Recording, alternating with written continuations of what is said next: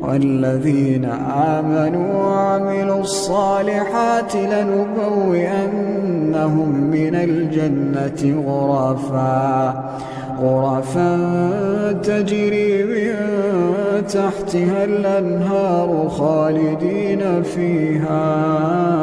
نعم أجر العاملين الذين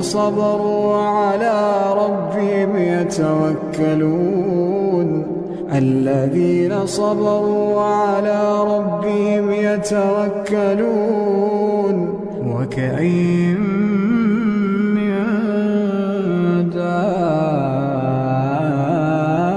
دابة لا تحمل رزقها الله يرزقها وإياكم وهو السميع العليم ولئن سألتهم من خلق